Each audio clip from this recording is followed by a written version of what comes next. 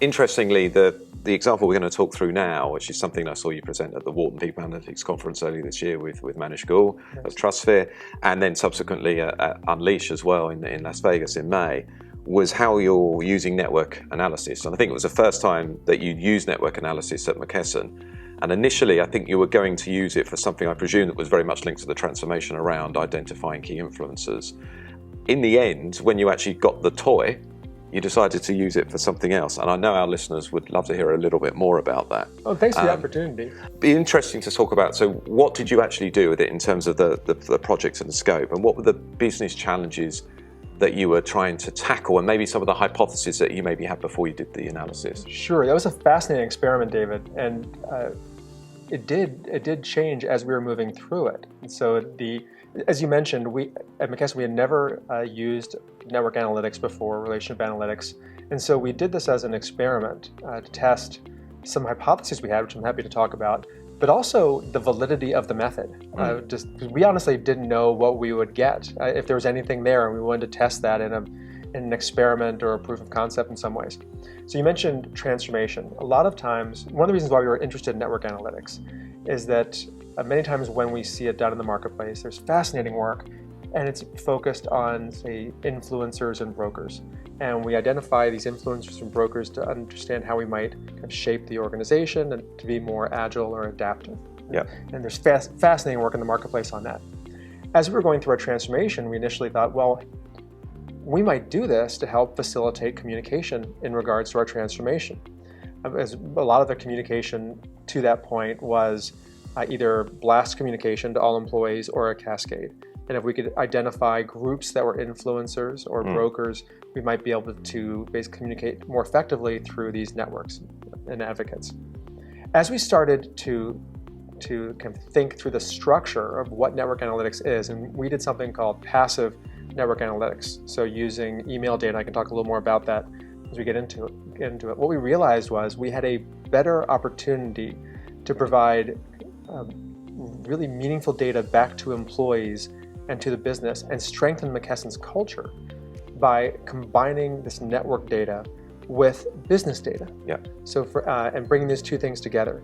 And those were really our motivations was how can we give data back to employees to improve kind of their engagement and productivity, really help them be better at what they do by giving data back to them.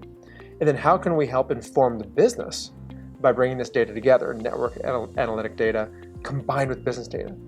And so we started to look at business data as an example, sales performance and employee turnover. And that changed our thinking quite a bit from just looking at influencers and brokers and using this to facilitate communication to do something which we thought would be much broader and have meaningful impact in terms of operating profit. So what we did was we developed 3 hypotheses. One was, do high-performing sales teams build relationships differently than low-performing sales teams? Is there something about the way they build relationships, external versus internal, for instance, that is both in common and differentiated? Because if we can understand that, we can teach it, right? And that can have a meaningful impact on gross profit. Secondly, are high turnover teams different than low turnover teams? Is there something about their relationships that might be indicative or predictive of turnover? And third, we wanted to look at post-merger integration. So McKesson does a lot of acquisition activity. We're very fortunate to do that.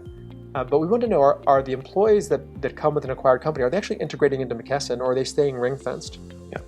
So the way that we went about it was this passive approach. We looked at de-identified email data.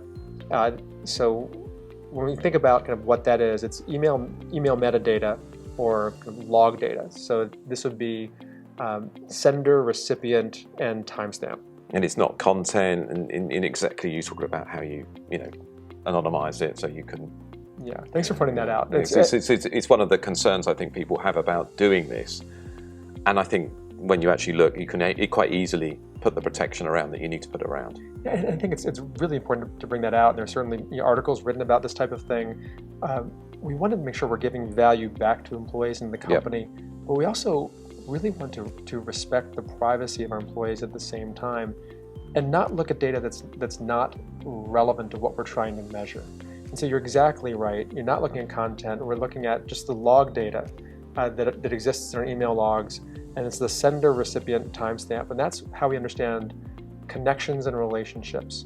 So as an example, David, I send you an email, and then you send me an email back in, say, 30 minutes. So through that, we have a connection. Now, over maybe 10 days, I keep on sending you emails, and you keep on sending me emails. Now that shows a relationship. And over the span of an analysis, what we'll see based upon how many emails are sent and the frequency of response, and also how quickly people respond, is the strength of those relationships. So we're looking at connections, relationships, and strength of relationships. Yeah. And what we did over a 100-day experiment was monitor this information to understand the connections and relationships and compare that to some business data. And we ran this as an experiment for 100 days, and believe it or not, collected over 130 million emails in that process. So there's this tremendous volume of data. Yeah, the difference between passive network analysis and active network analysis, which is predominantly survey-based, is the volume and the scale that you can do this at. That's exactly right. And so actually one of the cautions is that you can easily boil the ocean because you have so much data. So it's really important to go in with some clear hypotheses that you want to test. So what were some of the key findings? Because I know they're pretty interesting findings actually, which really resonated with the business. Yes. So I think one of the biggest key findings for us is that network analytics can predict business outcomes. Right? So, which was, and again, kind of going into this, we didn't know what we would find. So much of it was validating the approach, but we saw distinct connections between business outcomes and some predictive validity there as well. And so if I kind of break it down, I think one of the first things we realized is we send a lot of emails. So there might be something there that we should look into. But kind of going through those hypotheses, the first thing we realized was that the more effective sales teams have stronger, more balanced relationships. So a question we had going in was, well, are the best salespeople, the top quartile sales teams, do they have stronger external relationships? They just know everybody? Or they have stronger internal relationships? They really know the people internally to get things done. And it was both. You really need to have a strong network, but a balanced and strong network. The other thing we saw within kind of the sales experiment was that the networks of high-performing sales reps were different than sales managers. And sales managers actually, that were high-performing, had stronger internal networks. So it's a little similar to individual contributor versus people leader in some ways. When we shifted to turnover, high turnover teams, and again, we were looking at teams and groups, not individuals. When we looked at high turnover teams, their relationships tend to be stronger up and out of the organization. So very strong relationships externally, stronger relationships internally above them in the hierarchy. But there were meaningful gaps peer-to-peer and then down the hierarchy, right? And so very useful for us, was extremely consistent across high turnover teams. So that's useful for us in terms of both kind of predicting or diagnosing where turnover may happen based upon relationships, but we also can mitigate that. We can talk about that maybe in a little bit. And then we looked at post-merger integration. So we wanted to understand, are employees that come to us from an acquired company, are they actually integrating into McKesson? And the answer that we found was yes, typically within about a 1-year period. And so that was also a useful finding.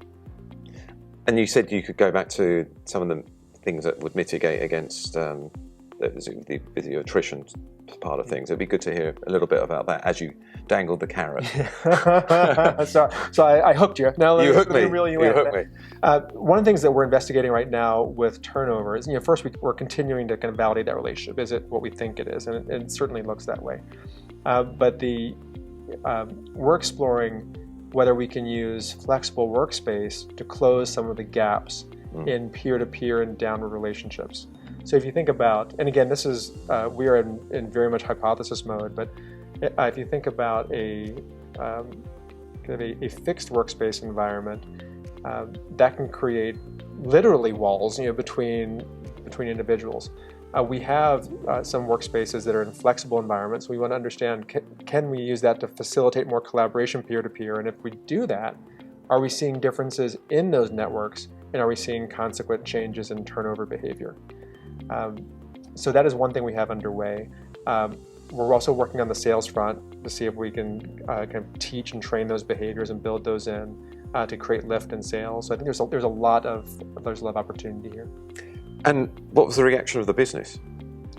Surprise in terms of what we're actually seeing. So I think there's one of the things that we typically see with, or that we've heard from some of our colleagues in network analytics is, gosh, it's hard to get traction on this. And we were fortunate to be able to run this experiment and put some hypotheses together. I think the surprise for the business was, wow, that's more meaningful than we thought. So now what we're doing is we're working through the process of scaling this out. Yeah.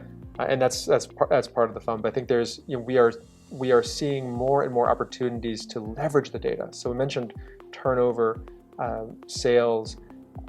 Increasingly, we're looking at other opportunities, whether it's using this to understand diversity and inclusion and create even better senses of belonging.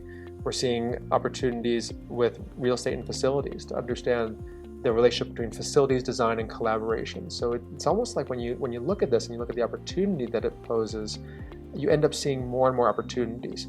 And from it's sometimes hard for me to suppress the original investment banker in me. There's kind of the fixed investment, but you're getting you keep on getting the incremental benefit out of this. So there's an economy of scale that happens. Well, I was just saying, from doing an experiment, which might have failed, 100 days, you've opened up a window to a whole land of opportunity potentially that you can do much further and deeper analysis on, which can really benefit both the workers, whether they're salespeople or sales managers, and obviously the business as well. Because the great thing about sales is it's quite easy to see. There's not such a gap to get to the actual business value out of this, is there? I think it's a great point. And one of the things that excites me about this is, can we look across an entire enterprise to get data? And let's say it's this passive data, it's de-identified, and we're seeing trends, right? So it might be the trends of a high-performance salesperson, it might be trends of something else. And so that helps us understand the patterns that exist. At the same time, can we give an employee back their own data in a way that's specific to them? And I don't need to see that from the center, right? But if I can show, for instance, an employee what a high-performing sales team looks like, and I can show that same employee in a way that's confidential to them what their network looks like, and then provide supporting tools, whether it's training, whatever it might be, to help them close gaps if they see fit, that's meaningful value back to an employee. Yeah, definitely. And so that's kind of what we're chasing after, is leveraging data that can drive business performance. They can also give employees meaningful value based upon information they're giving to us. In this series, we will be speaking to a range of senior leaders who are pushing a data-driven and digital HR agenda. Make sure that you subscribe via your podcast app of choice and also via our YouTube channel for free and regular interviews with the digital HR leaders of the future.